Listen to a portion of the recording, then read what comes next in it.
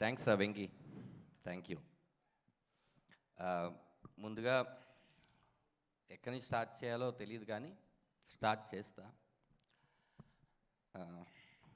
Sir Aripaka Prabhakar గారు, మీరు లేకపోతే కనుక ఈ సినిమా అనేది ఉండదు. నిజంగానే ఈ కథ ఆయన శివప్రసాద్ యానాల్ గారు ఎందుకు రాశారో, ఎవరి కోసం రాశారో కానీ నాకు ఇచ్చారు. మీరు లేకపోతే ఈ తెర, ఇంత పెద్ద తెరకి రేపు స్క్రీన్ మనకి రాదు sir. Thank you so much sir. మిమ్మల్ని నా లైఫ్ ఎంత ఉంటుందో అంతకాలం మిమ్మల్ని గుర్తుపెట్టుకుంటాను. నా కెరియర్లో చాలామంది తారాసపడ్డారు. నా మలుపులో ఇలాంటి దర్శకత్వం చేసే మలుపులో మీరు తారాసపడడం నాకు చాలా ఆనందంగా ఉంది, గర్వంగా ఉంది సార్. మీరు చాలా చాలా చాలా పెద్ద పొజిషన్కి వెళ్తారు. నేను ఏ కిందకి వెళ్ళినా కూడా మిమ్మల్ని మర్చిపోను సార్. యు ఆర్ మై, ఈ సినిమా స్టార్ట్ అవ్వడానికి తొలి అడుగు మీరు sir. Love you sir, love you so much sir.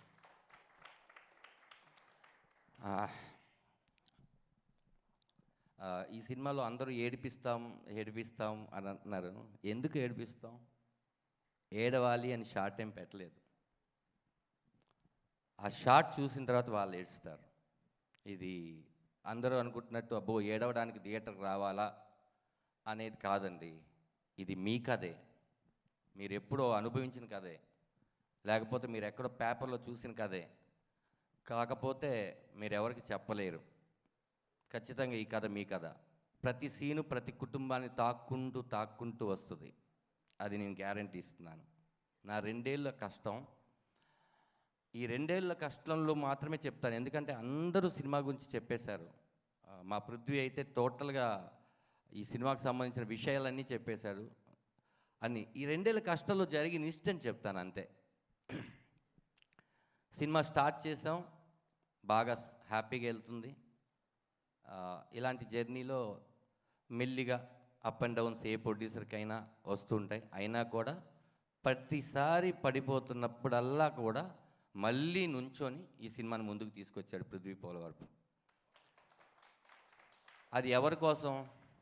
ఆయన బ్రదర్ కాదు, ఆయనకి నాకు ఎటువంటి రిలేషన్ లేదు. జూమ్ కాల్ మీటింగ్లోనే ఈ కథ చెప్పినప్పుడు మొదటిసారి చూశాను. నేను కొన్ని సినిమాలు యాక్ట్ చేసి ఏమైనా చూసి ఆయనకి నేను తెలుసుండొచ్చాము, కానీ నాకు అదే కథను నమ్మి డబ్బులు ఖర్చు పెట్టారు, ఓకే. కానీ కథలో ఎవరు యాక్ట్ చేస్తున్నారు? వాళ్ళని పెట్టుకోవడం వల్ల సినిమా బిజినెస్ అవుద్దా?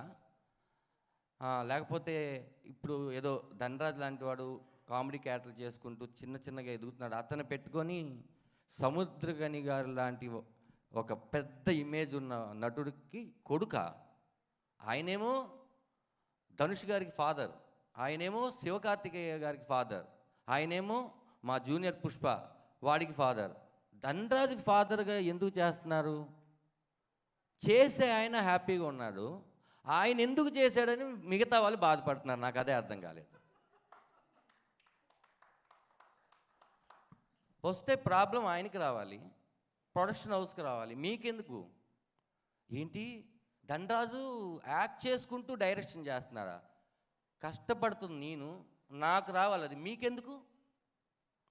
ప్రతిసారి పైకి వెళ్తున్నప్పుడల్లా ఎవరో ఒకరు మిమ్మల్ని లాగుతారు చూడండి, వాళ్ళతో మీకు అసలు ప్రాబ్లమే లేదు. ఎందుకంటే నెక్స్ట్ టైం వాళ్ళని కలవు మనం.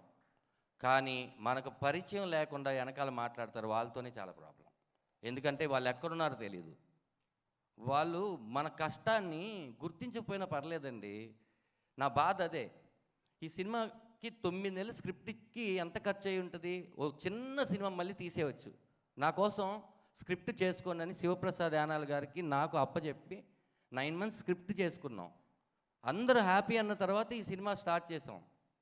ఒక ఆఫీస్ మెయింటెనెన్స్ ఎంత, అసిస్టెంట్ డైరెక్టర్లకి ఇచ్చే శాలరీలు తగ్గించి ప్రతిదీ ఎంత. ఒక కొత్త ప్రొడ్యూసర్ ధనరాజు నమ్మొచ్చాడు, ఆయనకి లేని ప్రాబ్లం మీకేంటో నాకు అర్థం కావట్లేదు. ఇన్ని చేసిన తర్వాత సినిమా బాగోపోతేనే అప్పుడు అడగాలి. అదే అన్న లాస్ట్ చెప్పబోయేది. థ్యాంక్స్ కార్డులో వాళ్ళందరి పేర్లు కూడా వేసాం. అదే అంటున్నా, సినిమా రిలీజ్ అయిన తర్వాత మా ప్రయత్నంలో ఏదైనా తప్పు ఉన్నా, లేకపోతే మీరు చెప్తే మీరు సరిదిద్దుకొని ఇంకో సినిమాలో ఆ తప్పు చేయకుండా కొత్త తప్పు చేస్తాం. కానీ మీరు ఇంకా ఏమీ చూడలేదు.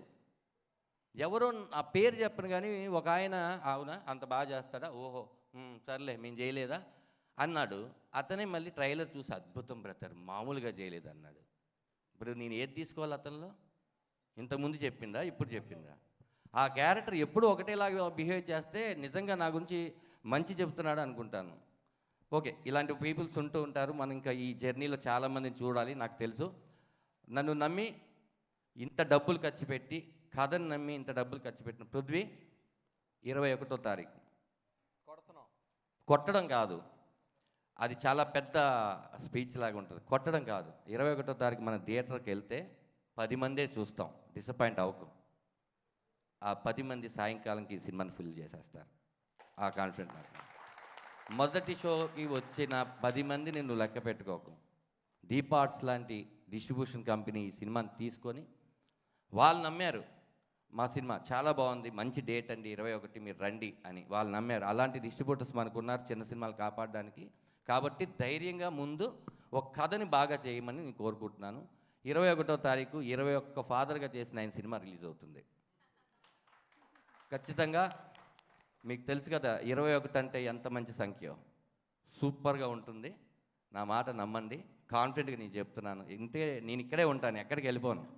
తను కూడా దుబాయ్ వెళ్ళిపోతాడు మీరు అనుకోవద్దు. ఇంకా ఇలాంటి సినిమాలు మీరు ఇచ్చేస్తే మీరే మంచి కథ చెప్పొచ్చు ఇంకో సినిమా తీయడానికి. అతను మీరే రెడీ చేసుకోండి, ఓ కొత్త ప్రొడ్యూసర్ని మీరే రెడీ చేసుకోండి, మంచి సినిమాలు ఆదరించి